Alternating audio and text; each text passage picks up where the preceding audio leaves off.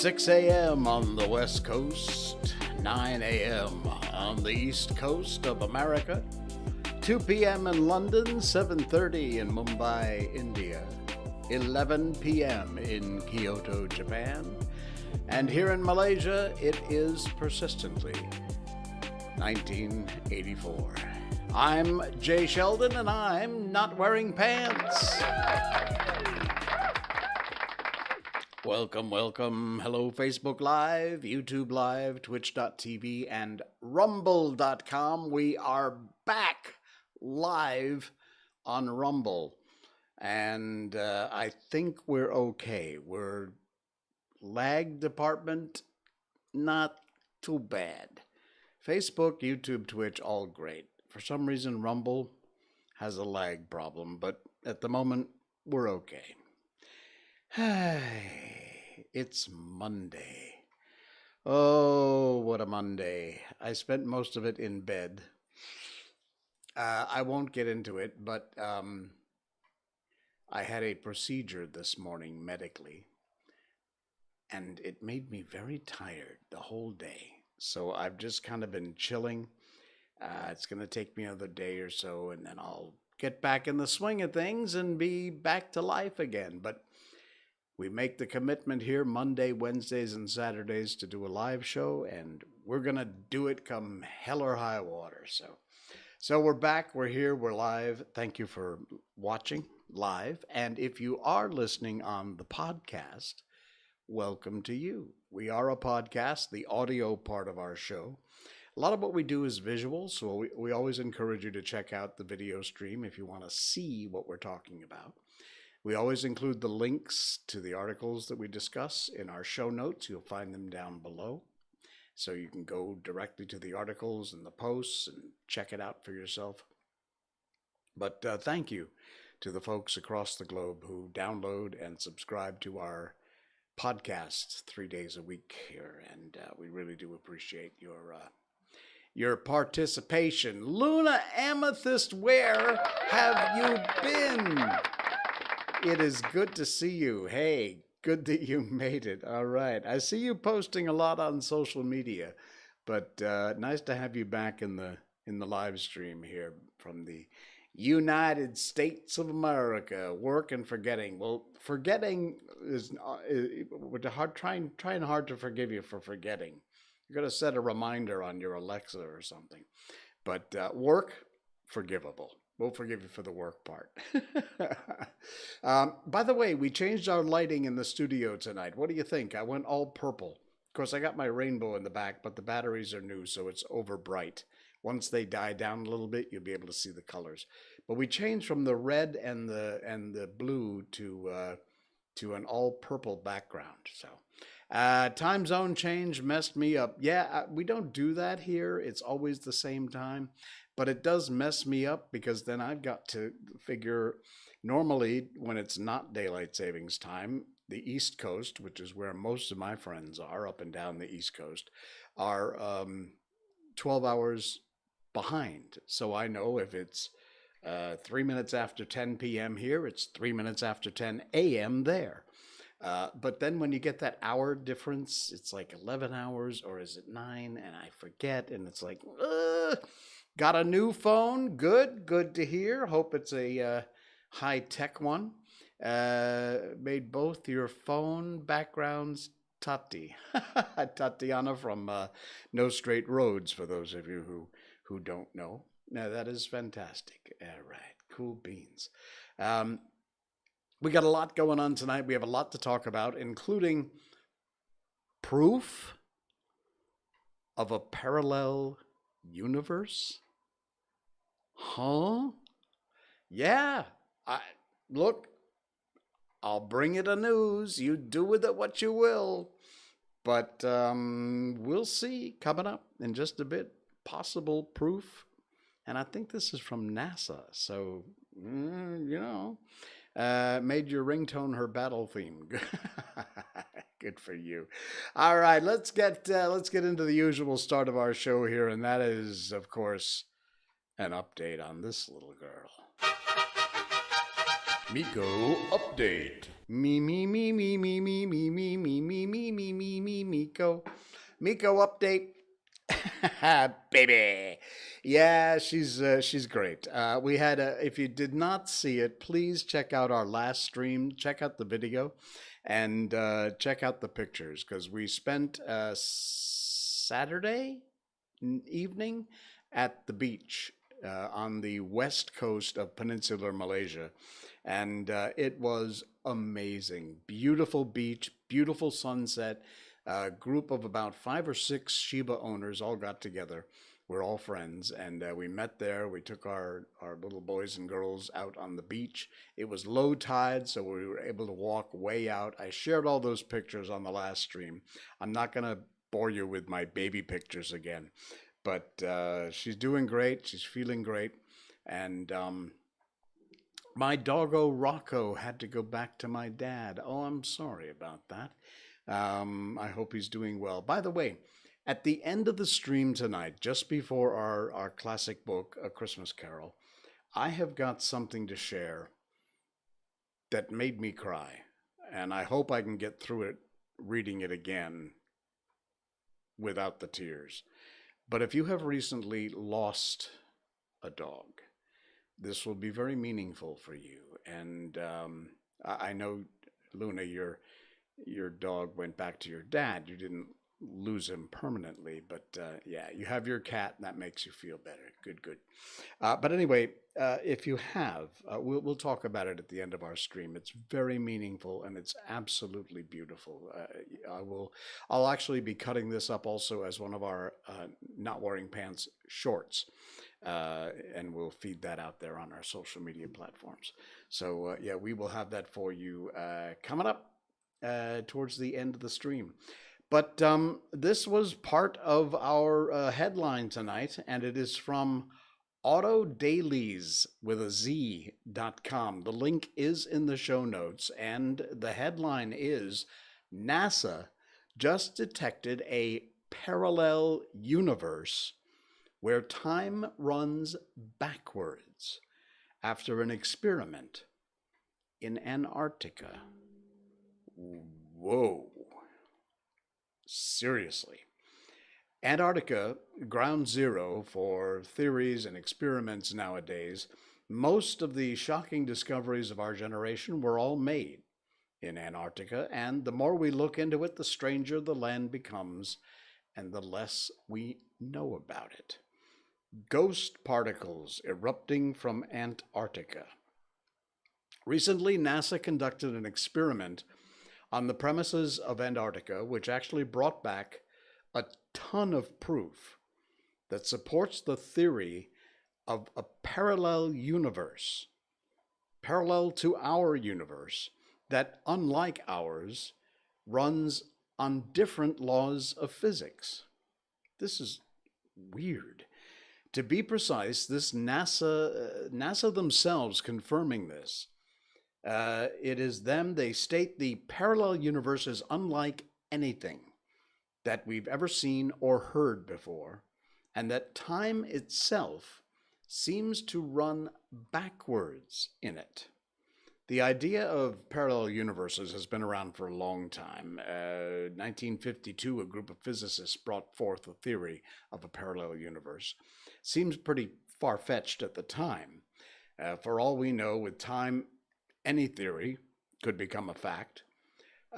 Erwin Schrödinger came up with the theory, even stating that although the idea was crazy to begin with, it was definitely not impossible. This is a great screenshot here. I forget the name of the film, but it was a good film. Anyway, NASA confirmed the idea by conducting a cosmic ray detection experiment in Antarctica, finding a particle that is out of this world, according to them. Great day for theorists around the globe. NASA on our side for once. We can definitely be more confident in our findings. And there's not much other detail. If you want, there's a video here from Antarctica about the particles. You can go to the show notes and click on the link after the show here and check out and read it for yourself. But apparently, NASA has confirmed that they have conducted an experiment that they say proves there is a parallel universe where time runs backwards. I don't know. I'm just putting it out there. You can swing at it or not. It's just strange. Yeah, like I said, it's one of those head scratcher things. I don't know. It's out there. All right. Coffee time. Need a coffee break. If you would like to help support the show, you can go to twitch.tv, click on About, and then over on the right-hand side, you'll see merchandise. You can find our mugs there with Miko and our logo. You find mouse pad stickers, hoodies, caps, ball caps, beanies, T-shirts, all kinds of cool stuff there. Including me, it's called Miko merch because she's on everything. She even has her own cap without my show logo on it. But that was part of the agreement we made. You know, when she signed the contract with her agent, we had to give her one hat that only had her on it. So you can pick yourself up a Miko hat over there. Or hopefully maybe one with our show logo on it, you know? Ah, man. All right, what else we got for you here? Oh, WD-40. Is there anybody who doesn't know what WD-40 is? It is the most remarkable liquid, I think, on the planet. Most people use it for loosening rusted nuts and bolts because it does an amazing job at that. It's a lubricant of sorts. Surprisingly, that ain't all you can use it for. I found this article. It's damn cool. The link's in the show notes. And it's from news-en.hometalk.com. Genius uses for WD-40 that we wish we'd known sooner. WD-40, the perfect product for cleaning, lubricating sticky wheels or drawers, preventing rust, removing paint, stopping creaking. You'll notice my chair no longer squeaks, by the way. You'll be surprised to find out there's a lot of other things that WD-40 can do. No, this is not sponsored by WD-40, but if anybody from WD-40 is listening and you'd like to sponsor the show, you can email us, nopants@jsheldon.com. From preparing your car for chilly weather, keeping away annoying bugs from your garden, and here is a whole list. I'm not going to read all of them. You can go to the show notes and check out all of them. But actually, you can use it to defrost ice. People that live in cold areas know how frustrating it is to wake up early in the morning, warm your car up, take care of the ice on your windows. Well, if you face that problem, WD-40 can help. Spray down each window and clean the excess product. A simple hack here with no ice on the windows, and you'll get to sleep in a little longer in the morning because you won't have to take time to pick the ice off your... Boy, I remember doing that. I haven't seen ice and snow in over 20 years, 25 years. One time on my last trip to Malaysia, one of the legs of my journey, we flew into Chicago's O'Hare Airport, and it was snowing. I remember. But that's the last time I ever saw snow or ice. Wow, what a great memory that was.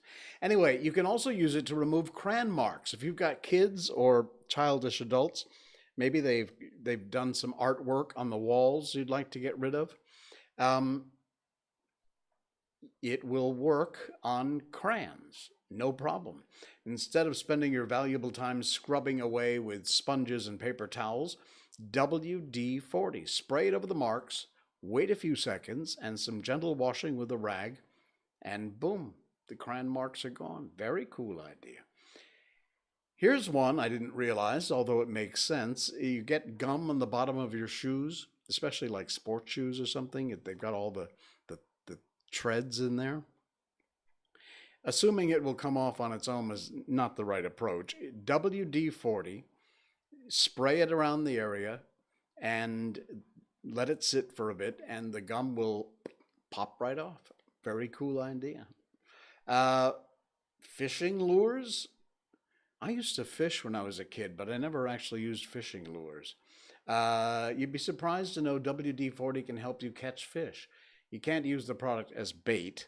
It definitely doesn't do that. But you can use it to polish your fishing lures, make them shinier and more effective in catching fish. A lot of people here in Malaysia fish, by the way. Very cool idea. Jammed lawnmower. See, the list just goes on and on here. Protect bird feeders from squirrels. Protection. Now, this is something I might use mine for because I have a snail problem here. And by the way, in Malaysia, I'm used to American snails, which are like this big.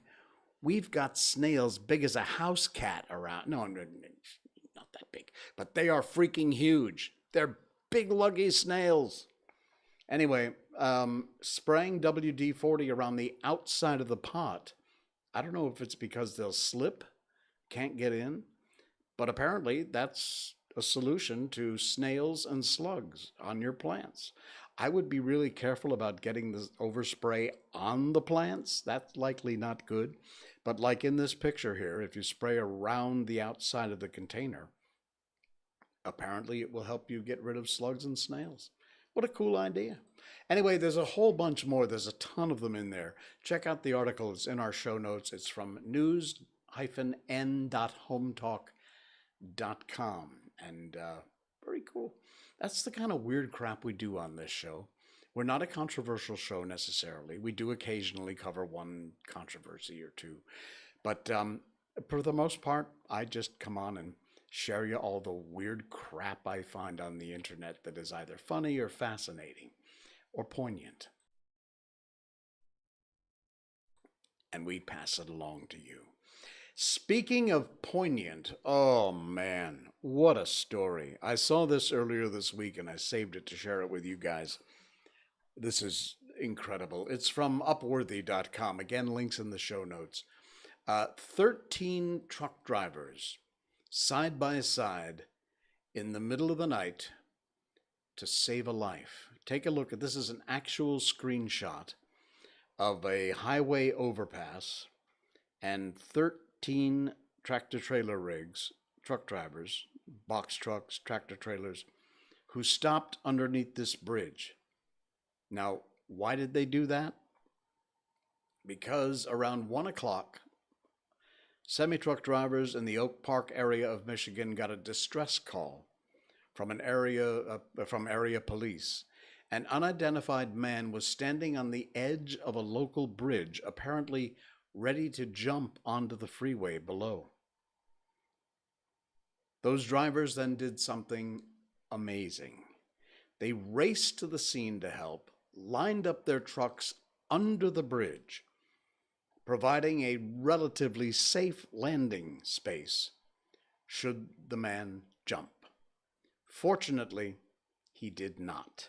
I don't know if this is, see, it's not loading on our page here. It wasn't a coincidence. The drivers were prepared for exactly this kind of situation. Sergeant Jason Brockdorf of the Huntington Woods Police Department told the Detroit News the response was something local police and truck drivers had actually been trained for. What was unusual was the sheer number of drivers who actually responded to the call, and you can see it here in this picture. They were actually able to cover the entire underneath of the overpass here, so that if this poor fellow should choose to jump, he would not fall all the way down to the highway below. Not to mention it also stopped traffic, so that it got rid of that danger. But he would wind up on the top of one of these trucks and likely get hurt, but survive. He chose in the end not to jump, and wow, what a just fascinating and amazing story. All these guys coming together for the good. Insane. All right, we started off talking a little bit about NASA saying there is a parallel universe. I got another story here about our own universe, the world's oldest story. Astronomers say that global myths about the seven sister stars may reach back 100,000 years. Check this out. Again, link is in the show notes. Theconversation.com put this article out. In the northern sky next month, which starts just a couple days from now, December, there's a beautiful cluster of stars known as the Pleiades, or the Seven Sisters. If you look carefully, you will probably count the 6 stars. And so why do we say there are 7? Well, many cultures around the world refer to the Pleiades as the Seven Sisters, also tell quite similar stories about them. After studying the motion of the stars very carefully, we believe these might date back as far as 100,000 years. And at that point, the constellation actually looked very different. The Sisters and the Hunter. Again, I'm not going to go through this whole thing, but it's a fascinating story from theconversation.com. Check it out. And it talks about the Pleiades, the Aboriginal people, and how they understood the 7 sisters in the sky. It's in the Constellation of Orion, which is often called the saucepan in Australia. In Greek mythology, Orion is a hunter, and it's also known often as a hunter in Aboriginal cultures, or a group of lusty young men. So, the lost sister, the reason for the 6 instead of the 7, the stories are found in Europe, Africa, Asia, Indonesia, Native American, and Aboriginal Australian cultures. And they regard the cluster as having 7 sisters, although only 6 are normally visible. There is actually a 7th star as a part of the cluster. So check out this article. It's fascinating. Really, really cool read. And that led me to remember days when I used to sell Subarus. Huh? Yeah, I know. But there's a reason for that. You know the Subaru logo? Now, let me show you. There's the Subaru logo. Everybody's seen it. You know what a Subaru logo is. It's got 1, 2, 3, 4, 5, 6 stars. I don't know if this is true, but I knew that the Subaru logo was the 7 sisters.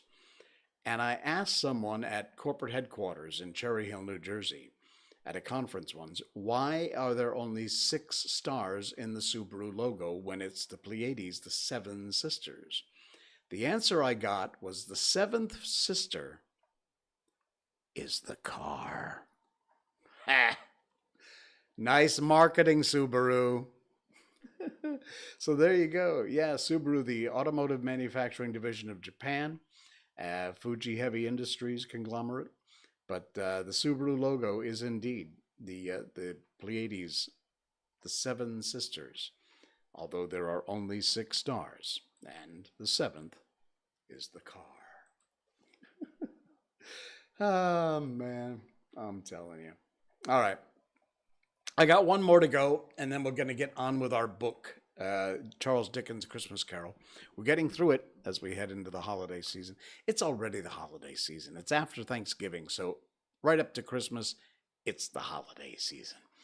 Anyway, I found this article. There's 2, actually. One is a little bit long, but it's worth the time.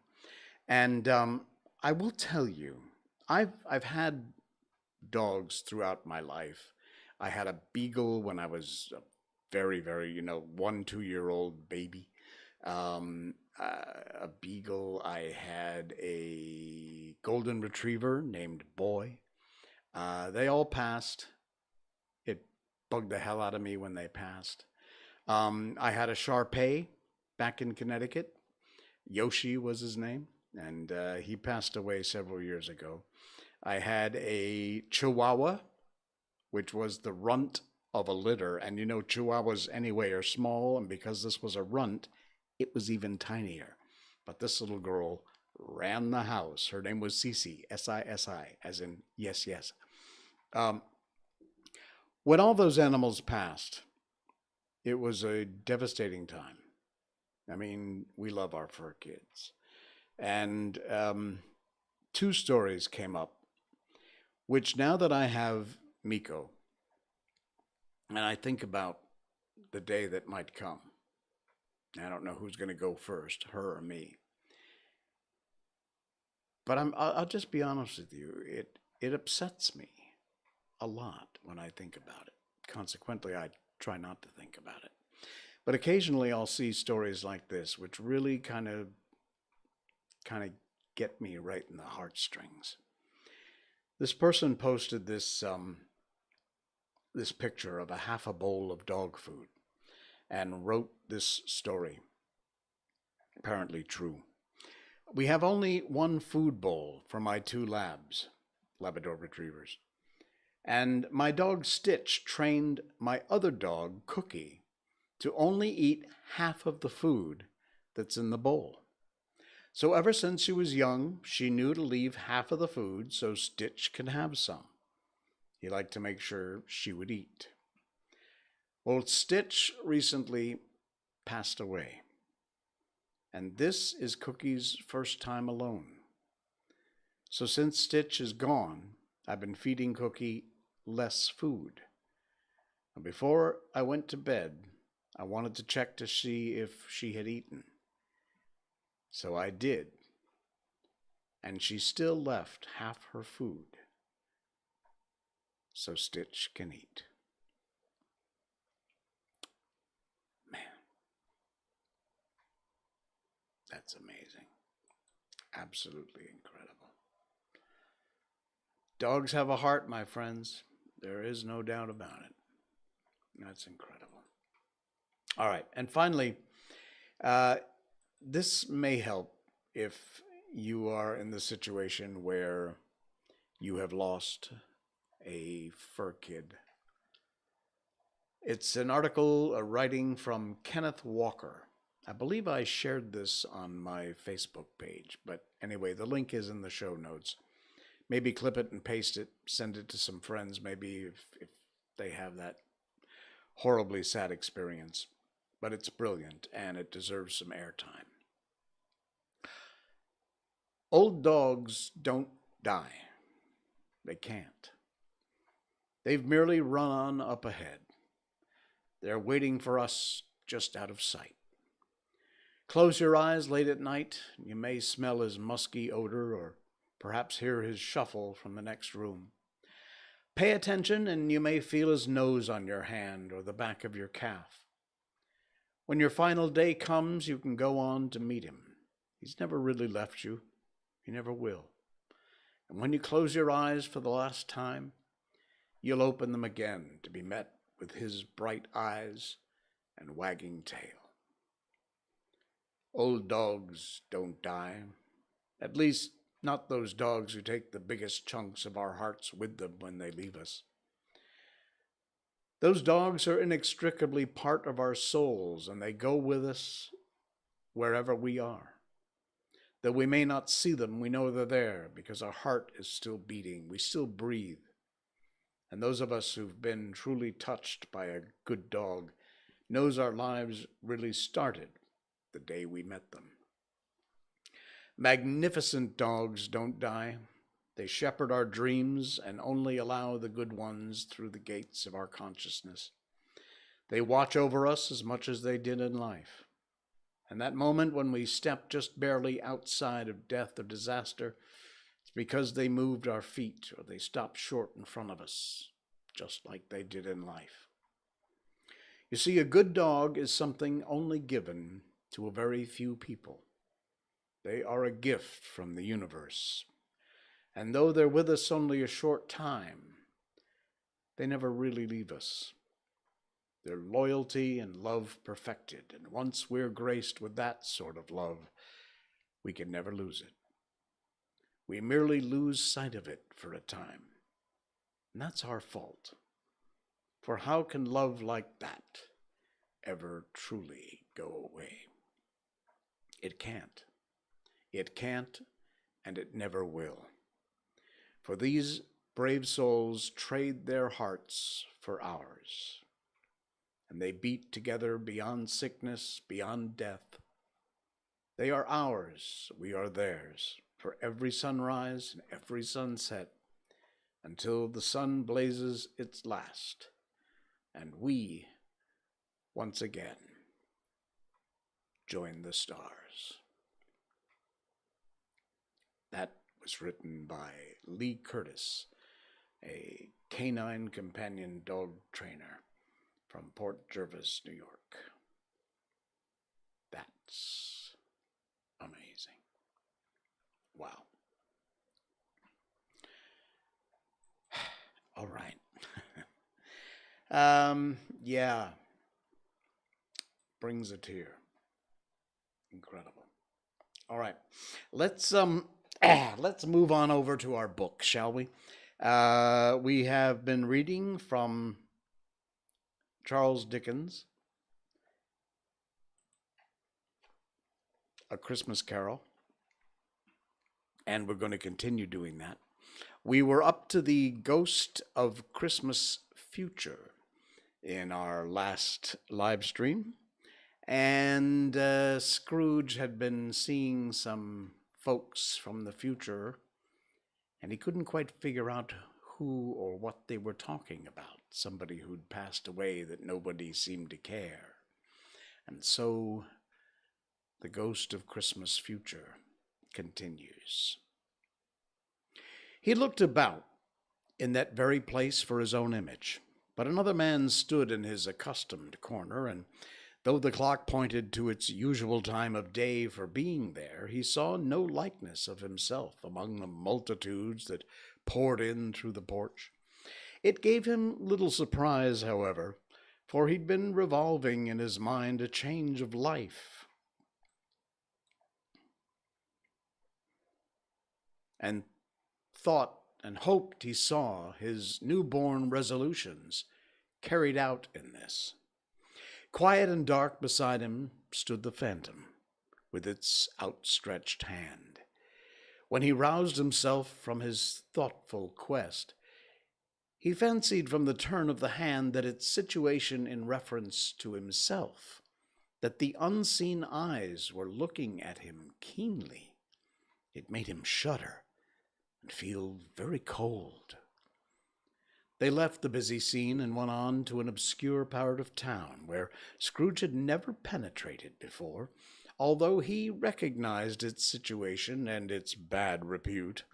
The ways were foul and narrow, the shops and houses wretched, the people half naked, drunken, slipshod, ugly, alleys and archways, like so many cesspools, disgorged their offenses of smell and dirt and life upon the straggling streets, and the whole quarter reeked with crime, with filth and misery.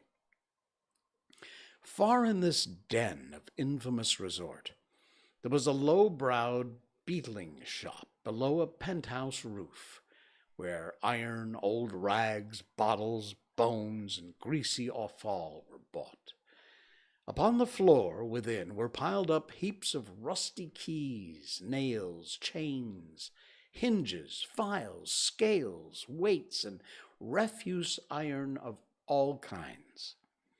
Secrets that few would like to scrutinize were bred and hidden in mountains of unseemly rags, masses of corrupted fat, and sepulchres of bones. Sitting in among the wares he dealt in, by a charcoal stove made of old bricks, was a gray-haired rascal, nearly 70 years of age, who had screened himself from the cold without by a frosy curtain of miscellaneous tatters hung upon a line, and smoked his pipe in all the luxury of calm retirement. Scrooge and the phantom came into the presence of this man, just as a woman with a heavy bundle slunk into the shop. But she had scarcely entered when another woman, similarly laden, came in too, and she was closely followed by a man in faded black, who was no less startled by the sight of them than they had been upon the recognition of each other. After a short period of blank astonishment, in which the old man with the pipe had joined them, and all three burst into a laugh. "Let the chairwoman alone to be the first," cried she who had entered first. "Let the laundress alone to be the second, and let the undertaker's man alone to be third. Look here, old Joe, here's a chance, if we haven't all three met here without meaning it." "You could have met in a better place," said old Joe, removing his pipe from his mouth.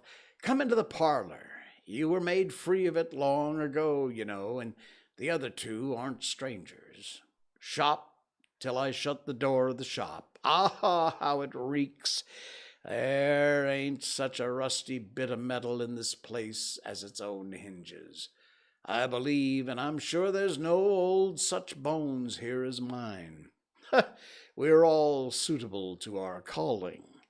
We're well matched. Come into the parlor. Come into the parlor."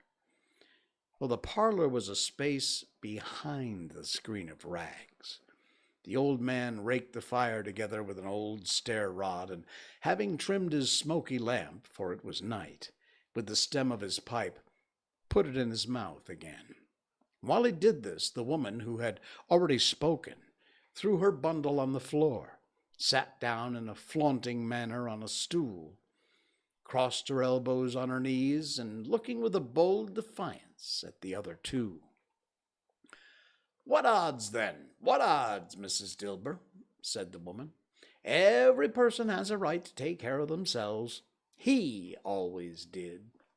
"That's true indeed," said the laundress. "No man more so." "Well, then don't stand staring as if you was afraid, woman. Who's the wiser? We're not going to pick holes in each other's coats, I suppose." "Oh, no, indeed," said Mrs. Dilber and the man together. "We should hope not." "Very well, then," cried the woman, "that's enough. Who's the worse for the loss of a few things like these? Not a dead man, I suppose." "Oh, no, indeed," said Mrs. Dilbert, laughing. "If he wanted to keep him after he was dead, a wicked old screw," pursued the woman, "why wasn't he natural in his lifetime? If he had been, he'd have had somebody to look after him when he was struck with death, instead of lying gasping out there alone by himself." "It's the truest words that ever was spoke," said Mrs. Dilbert. "It's a judgment on him." "I wish it was a little heavier judgment," replied the woman, "and it should have been. You may depend upon it. If I could have laid my hands on anything else. Open that bundle, old Joe. Let me know the value of it. Speak out plain. I'm not afraid to be the first, and not afraid for them to see it. We knew pretty well that we were helping ourselves before we met here. I believe it's no sin. Open the bundle, Joe." But the gallantry of her friends would not allow of this, and the man in faded black, mounting the breach first, produced his plunder. It wasn't extensive. A seal or two, a pencil case, a pair of sleeve buttons, and a brooch of no real value were all. There were severally examined and severely examined and appraised by old Joe, who chalked the sums he was disposed to give for each upon the wall, added them up into a total when he found there was nothing more to come. "That's your account," said Joe, "and I wouldn't give another sixpence if I was to be boiled for not doing it. Who's next?" Mrs. Dilbert was next. Sheets and towels, a little wearing apparel, 2 old-fashioned silver teaspoons, a pair of sugar tongs, and a few boots. Her account was stated on the wall in the same manner. "I always give too much to the ladies. It's a weakness of mine. It's the way I ruin myself," said old Joe. "That's your account. If you asked me for another penny and made it an open question, I'd repent of being so liberal and knock off half a crown." "Now undo my bundle, Joe," said the first woman. Well, Joe went down on his knees for the greater convenience of opening it, and having unfastened a great many knots, dragged out a large, heavy roll of some dark stuff. "What do you call this?" said Joe. "Bed curtains?" "Ha!" returned the woman, laughing and leaning forward on her crossed arms. "Bed curtains! You mean to say you took 'em down, rings and all, with him lying there?" said Joe. "Yes, I do," replied the woman. "Why not?" "You were born to make your fortune," said Joe, "and you'll certainly do it. I certainly shan't hold my hand when I can get anything in it by reaching for it out.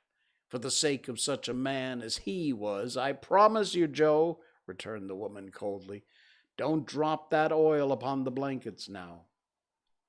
"His blankets?" asked Joe. "Who else do you think?" replied the woman.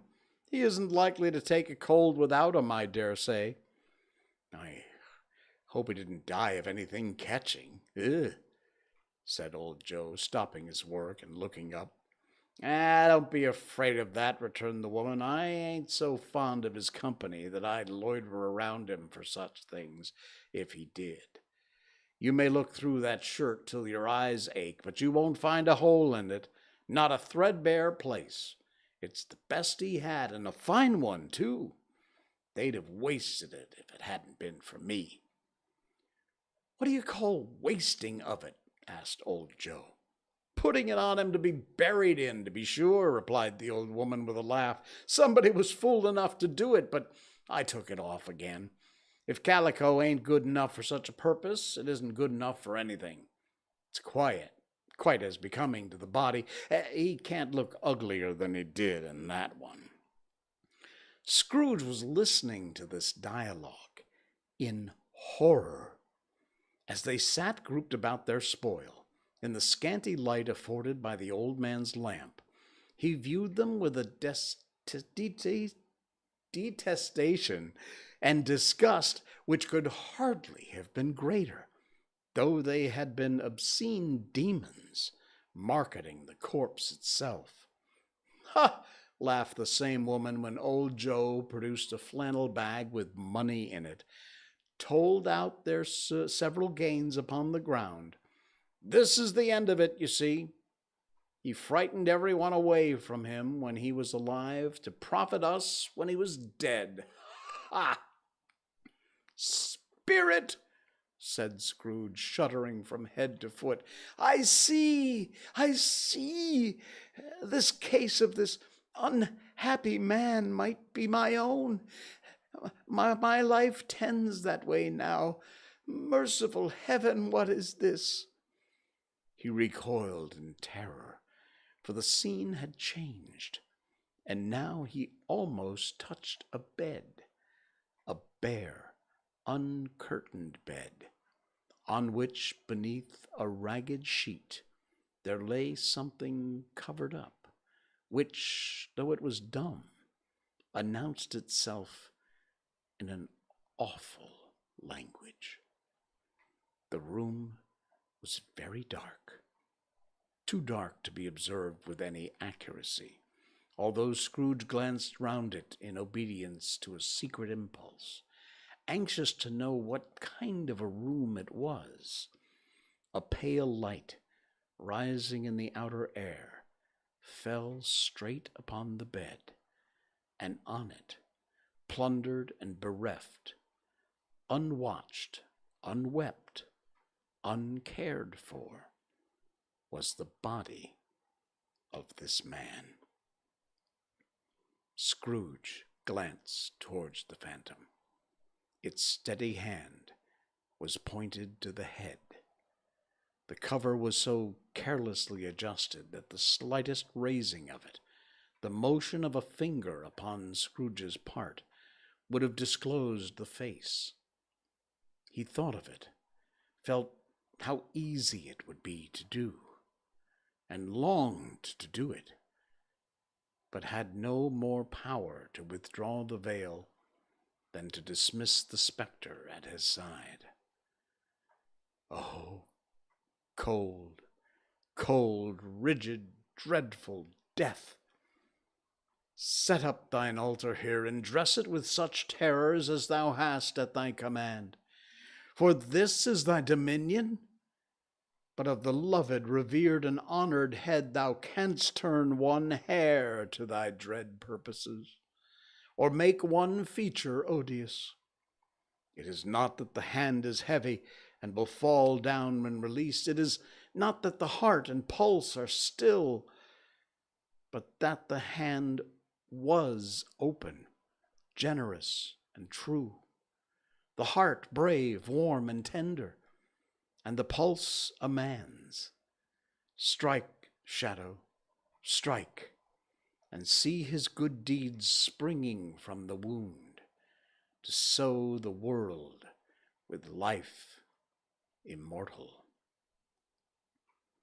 No voice pronounced these words in Scrooge's ears, and yet he heard them when he looked upon the bed.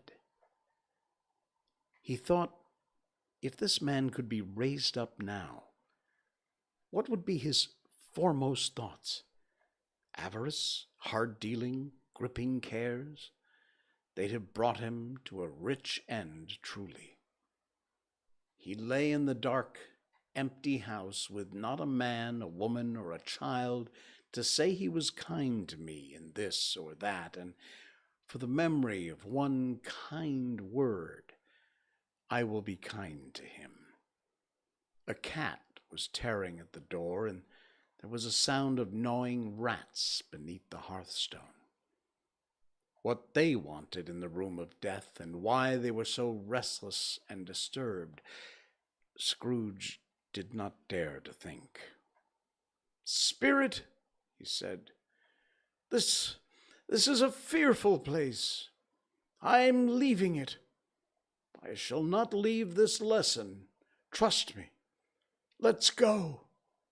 Still, the ghost pointed an unmoved finger at the head. I understand you," Scrooge returned, "and I would do it if I could. But I have not the power, Spirit. I have not the power." Again, it seemed to look upon him. If there is any person in town who feels emotion caused by this man's death," said Scrooge, quite agonized, "show me that person, Spirit. I beseech you." The phantom spread its dark robe before him for a moment, like a wing, and withdrawing it, revealed a room by daylight, where a mother and her children were. And that's where we'll end it for tonight. Wow, the spirit of Christmas future is really having his way with old Mr. Scrooge. All right, folks, we'll continue with A Christmas Carol on our next stream on Wednesday night.